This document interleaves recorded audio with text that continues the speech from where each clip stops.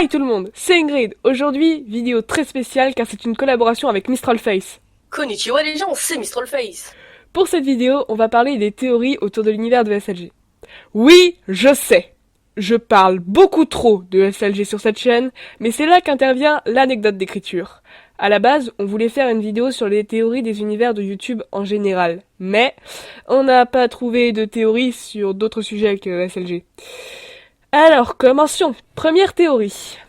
Est-ce que vous me croyez lorsque je vous dis que l'on connaît tous les parents du petit geek? Non? Eh bien sur cette théorie, si. En fait, la mère serait la fille. Si l'on considère que le geek a 13 ans lors de SLG, elle en aurait eu 14. Alors oui, c'est très tôt, mais rappelons qu'elle est très bien du genre à avoir des relations sexuelles avec n'importe qui. Pas autant que le patron, il est vrai, mais elle est plus du genre à accepter les relations sexuelles avec les hommes qui la désirent, et à mon avis, ça ne date pas d'hier. Donc il est tout à fait probable que suite à une nuit sans précaution, eh bien elle soit tombée enceinte et qu'elle ait refusé d'avorter par instinct maternel. Tout ça c'est très bien, mais la blonde ne s'est pas auto-fécondée. Donc, et le père, vous me direz-vous? Eh bien je l'ai déjà cité, oui. Selon cette théorie, c'est le patron. Arrêt cardiaque de fangirl détecté. Explication demandée. Connaissant le bonhomme, il est très bien du genre à sauter sur tout ce qui bouge, voire même tout ce qui ne bouge pas. Il a très bien pu accepter une nuit avec la fille, et n'étant pas du genre sentimental, il se peut très bien qu'il se soit barré avant que la blonde se réveille. Il n'aurait donc jamais su qu'il avait eu un fils qui veut lui ressembler, mais qui, lui aussi, ne semble pas savoir qui est son père. Tant mieux pour lui, quand on voit ce qu'il a subi. Mais au fait, t'as une preuve qu'il ne le sait pas?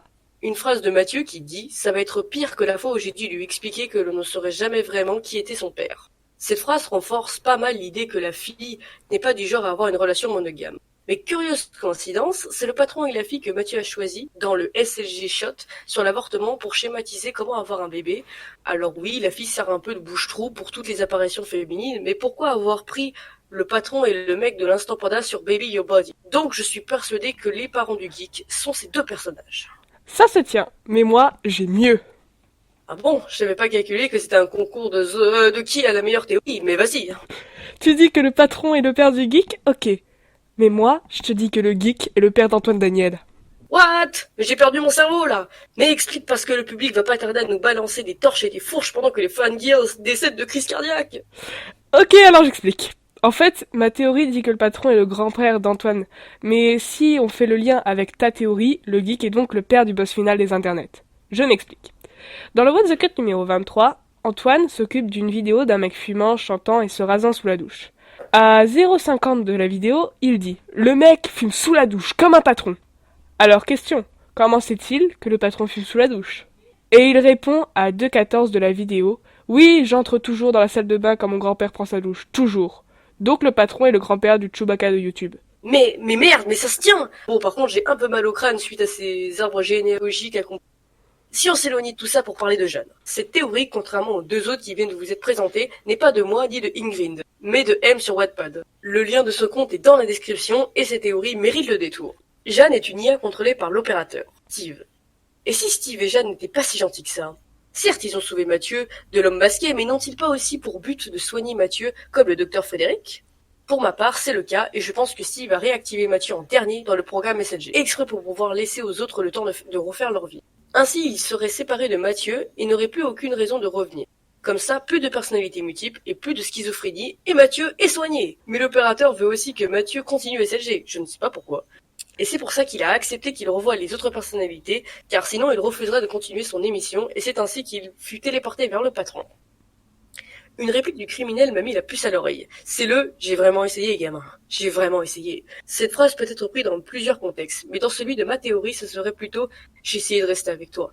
Donc on l'aurait forcé à partir et à refaire sa vie sans SLG et sans Mathieu. D'ailleurs, en parlant avec lui, sa vraie personnalité de fou sadique toute seule avec Mathieu, en face de lui. Et je pense que c'est parce que Mathieu et ses personnalités sont toujours liées quoi qu'il arrive. Passons maintenant au geek. Ce dernier retrouve aussi sa vraie personnalité en revoyant Mathieu, et lui aussi refuse au début de revenir dans l'émission. Mais très vite il se rend compte, et nous aussi, qu'il ne peut pas non plus vivre sans Mathieu. Ah, ma partie préférée sur le hippie est l'église du bon du bien. Je pense que le hippie, étant tellement défoncé, n'a pas trop remarqué l'absence des autres, et en a profité pour prêcher la bonne parole aux internautes. Et Steve, en voyant que le hippie ne se réintégrait pas trop comme les autres, qu'il n'avait pas changé et qu'il pouvait potentiellement être sans plan, il a créé l'église du bon du bien, pour empêcher lui, puis, par manque de lucidité, d'essayer de retrouver Mathieu et ou d'aller chercher les autres, et ainsi qu'il était enfermé et impossible pour lui d'aller chercher de l'aide. D'ailleurs, c'est pour ça, dans ma théorie, qu'il est le seul qui ne conteste pas le fait de retourner faire l'émission. Comme quoi, la drogue des fois.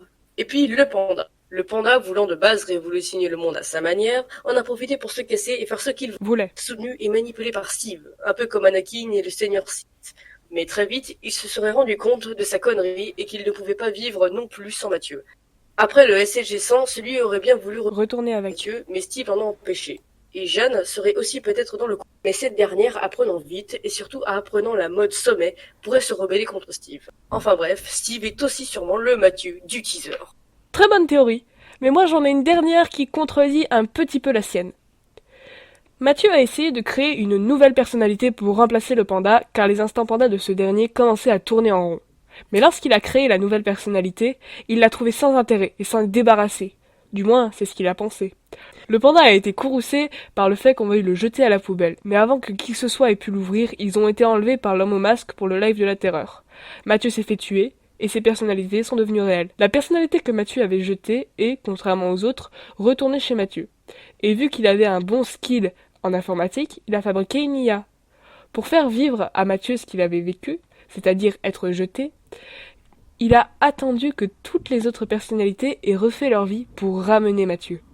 Et comme il ne voulait plus avoir aucun rapport avec le youtubeur, il a changé de nom en prenant celui de Steve, ce qui explique que Jeanne est confondue. Et vu qu'il pensait que Mathieu allait se faire jeter, il a consenti à ce qu'il retrouve ses personnalités. Manque de bol pour lui, elles lui ont été fidèles et ont oublié leur nouvelle vie. Et je peux rajouter qu'il est allé refaire le portrait au chasseur de primes et à la fille que l'homme au masque avait engagée, car il ne voulait pas disparaître avant d'avoir pu se venger. Je ne sais pas qui de moi ou de M a le plus raison, ou du moins je ne sais pas laquelle des deux théories est la plus crédible, mais voilà. Même si on est sans aucun doute à des millions d'années-lumière de la réalité, nos théories nous auront plu, et j'espère que à vous aussi. Merci encore à Mistralface pour sa collaboration, ainsi qu'à M d'avoir accepté que nous parlions de sa théorie. Les liens pour retrouver ces deux jeunes filles sont dans la description. Sur ce, on se retrouve bientôt pour de nouvelles aventures. C'était Ingrid. Et Mistralface. Ciao!